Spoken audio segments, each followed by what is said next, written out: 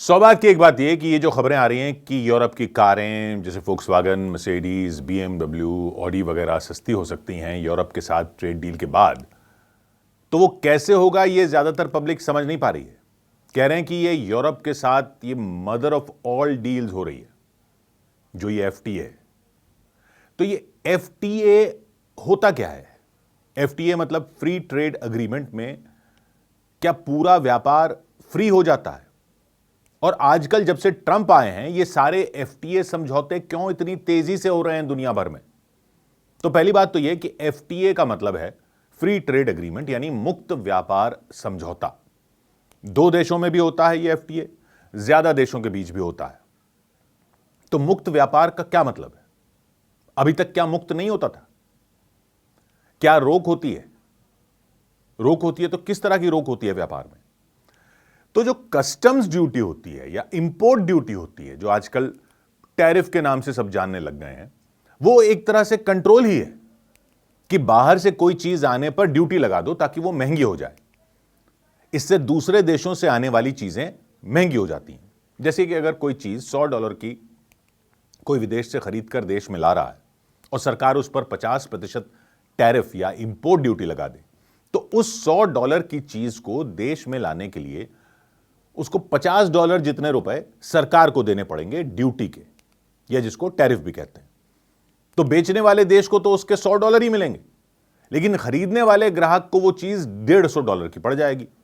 तो इससे विदेशी चीजें आने पर एक तरह से लगाम लग जाती है। सरकारें ये ड्यूटी इसलिए लगाती हैं ताकि देश के लोग देश में ही बना सामान ज्यादा खरीदें, क्योंकि अगर बाहर से सस्ता सामान आ जाएगा तो यहां का सामान कम बिकेगा, और यहां का कम बिकेगा तो देश के ही लोगों को कम मुनाफा होगा, और यहां पर रोजगार नहीं बढ़ेगा अगर सब बाहर से ही आ गया तो। इसके अलावा बाहर का सामान रुपयों में तो कोई देता नहीं है। अंतर्राष्ट्रीय स्तर पर ज्यादातर देश पैसे डॉलर में लेते हैं, या यूरोप में यूरो भी लेते हैं। तो देश के डॉलर या देश की विदेशी मुद्रा खर्च होती है। इसलिए भी सरकारें नहीं चाहती कि विदेशी सामान कम सरकारें यही चाहती हैं कि विदेशी सामान कम खरीदा जाए। तो सरकारें ड्यूटी लगाकर इस तरह से रोक लगाती हैं, या इस तरह से कंट्रोल में रखने की कोशिश करती हैं विदेशी व्यापार को।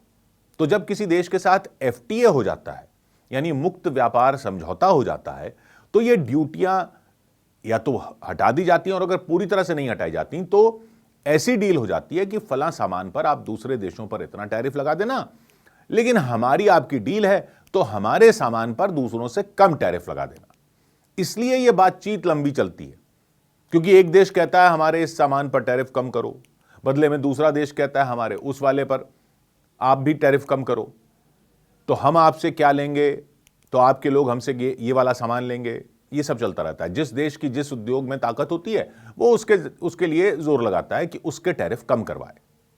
मतलब जैसे दो व्यापारी हैं समझो, एक भारत में दूसरा यूरोप में, दोनों एक दूसरे से सामान खरीदना बेचना चाहते हैं, लेकिन जब सामान सीमा पार करता है तो सरकार ड्यूटी लगा देती है। जैसे विदेशी कारों पर भारत में 70% से 110% तक ड्यूटी लगाई जाती है। एक कार यूरोप से भारत आती है तो उस पर 110% तक ड्यूटी लग जाती है। मतलब कार की असली कीमत से उसकी कीमत भारत में आने पर दुगनी से ज्यादा हो जाती है। यानी यूरोप में वो कार भारत में जितने में मिलती है उससे आधी से भी कम कीमत पर मिलती है। इस तरह से विदेशी सामान बहुत महंगा हो जाता है। तो एफटीए क्या करता है कि दोनों देश या ज्यादा देश भी हो सकते हैं, वो मिलकर एक एग्रीमेंट पर साइन करते हैं और वादा करते हैं कि हम एक दूसरे के यहां से आने जाने वाले सामान पर ड्यूटी या तो हटा देंगे या दूसरे देशों पर लगने वाली ड्यूटी से कम कर देंगे।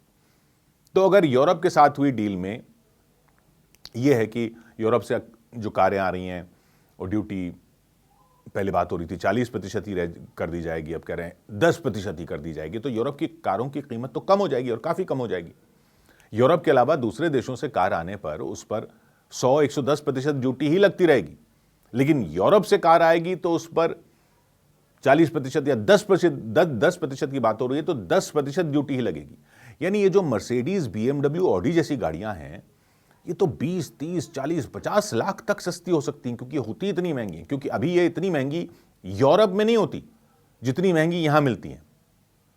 वो तो सरकार ड्यूटी लगा देती है 110% तक। अब अगर 50 लाख की कार पर ड्यूटी लगेगी 100% समझो, तो वो हो जाएगी 1 करोड़ की, डबल 100% ड्यूटी, 50 लाख की कार। अगर ड्यूटी लगेगी 40% तो वो हो जाएगी 70 लाख की। अगर लगेगी 10% तो वो हो जाएगी सिर्फ 55 लाख की। यानी लग्जरी गाड़ियों की कीमत में तो बहुत फर्क पड़ सकता है। और सिर्फ कारों की बात नहीं है, यूरोप से भारत कारें आएंगी तो यूरोप भारत से चाय ले सकता है, दवाइयां ले सकता है, कपड़े ले सकता है, बहुत कुछ ले सकता है। मतलब बदले में यूरोप भी हमारे सामान पर ड्यूटी कम लगाएगा। तो जैसे भारत में बने कपड़े वहां वियतनाम में बने कपड़ों से सस्ते हो सकते हैं, तो भारत की फैक्ट्रियों को ज्यादा ऑर्डर मिल सकते हैं। यानी काफी सामान पर यह हो सकता है। और यह समझौता सिर्फ ड्यूटी कम करने तक नहीं रहता, कभी कभी यह नियम भी बनाता है समझौता, कि व्यापार कैसे निष्पक्ष हो इसके नियम बने, कोई धोखा न दे इसके नियम बने, सेवाएं जैसे बैंकिंग सेवाएं, आईटी सेवाएं वगैरह वो भी आसान हो इसके नियम बने। तो वो नियम भी होते हैं इस समझौते के हिस्से में। सवाल यह कि अब तक कैसे चल रहा था। तो क्या है कि देश एक दूसरे से व्यापार करने पर कैसे टैरिफ वगैरह लगा रहे हैं वो देखता है WTO नाम का संगठन है, वर्ल्ड ट्रेड ऑर्गेनाइजेशन। बहुत साल तक बातचीत हुई थी पूरी दुनिया के देशों में, तब जाकर यह WTO बन पाया था। दूसरी वर्ल्ड वॉर जब 1945 में खत्म हुई तो व्यापार को लेकर देशों में समझौता हुआ 1947 में। इस समझौते का नाम था गैट, यानी general agreement on tariffs and trade. GATT 1947 में 23 देशों ने समझौता किया था कि अब युद्ध खत्म हो गया, अब व्यापार बिना रोक टोक के करना शुरू करेंगे। तो जल्दी से युद्ध से बर्बाद हो चुकी अर्थव्यवस्थाएं फिर पटरी पर आएंगी। जिस देश को जो बनाने में महारत है वो उसको बनाए और बाकी देशों में बेचे और बाकी देशों से वो भी दूसरा सामान ले। ये भावना थी। 23 देशों से शुरू होकर इसमें एक एक करके कई देश जुड़ते चले गए और लगभग पूरी दुनिया ही हो गई थी।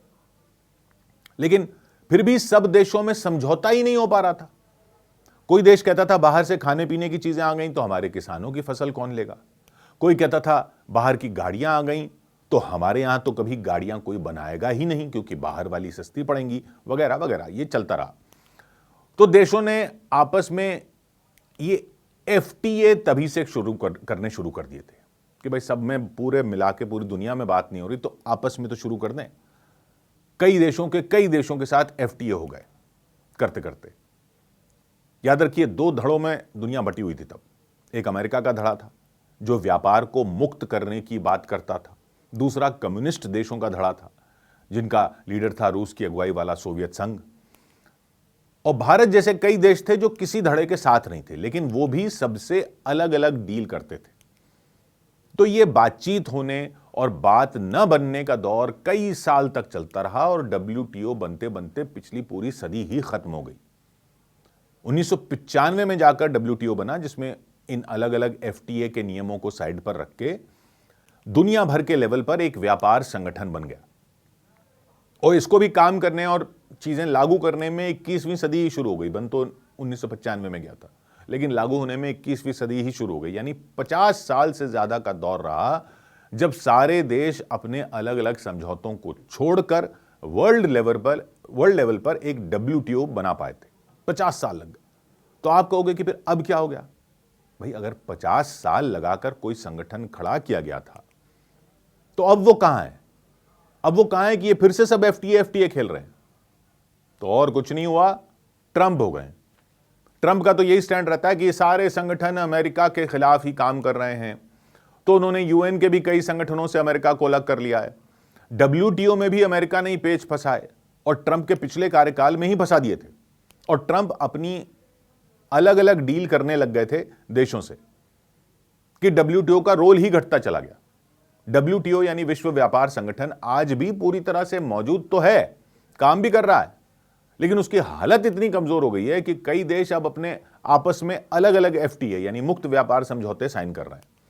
क्योंकि WTO के जरिए बड़े पैमाने पर सबके साथ मिलकर नए नियम बनाना या पुराने झगड़ों को सुलझाना बहुत मुश्किल हो गया। WTO की सबसे बड़ी समस्या यह है कि उसकी अपील करने वाली जो बॉडी है, यानी सबसे ऊपरी अदालत जहां व्यापार के बड़े फैसले होते थे, वो 2019 से बंद पड़ी है। क्यों? क्योंकि अमेरिका ने नए जजों की नियुक्ति को रोक दिया और वो अब भी नहीं मान रहा। जिससे कोई भी देश अगर WTO के नियम तोड़ता है तो उसका फैसला अंतिम रूप से हो ही नहीं पाता। और सजा का कोई असर ही नहीं रहता, मतलब नियम तोड़ने की सजा का डर ही खत्म हो गया। इसके अलावा WTO में 164 से ज्यादा देश हैं। हर फैसले के लिए सबकी सहमति चाहिए होती है, जिससे बातचीत सालों साल चलती रहती है और अटक जाती है। जैसे दोहा दौर की बातचीत जो है वो 2001 से शुरू हुई, आज तक पूरी नहीं हुई है। नए मुद्दे अलग आ गए, डिजिटल व्यापार, पर्यावरण, सब्सिडी, इस पर सब सहमति नहीं हो पाते। इसी वजह से देश थक गए और सोचते हैं कि क्यों ना हम कुछ देशों के साथ आपस में ही छोटे छोटे समझौते कर लें, ये दुनिया भर के लेवल पर तो काम हो नहीं रहा।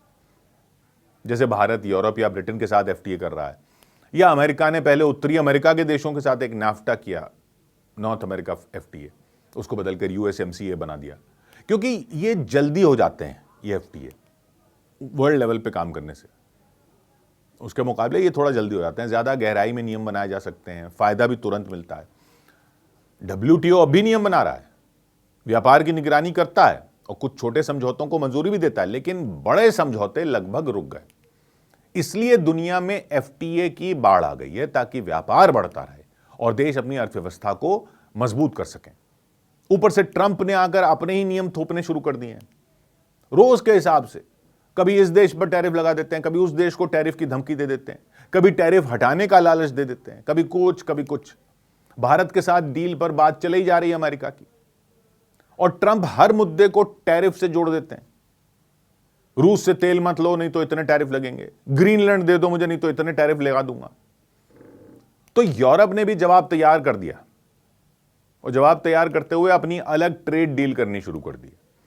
और भारत के साथ जो डील हुई, जो लागू होने जा रही है, उसको कह रहे हैं मदर ऑफ ऑल डील्स। 100 बात की एक बात।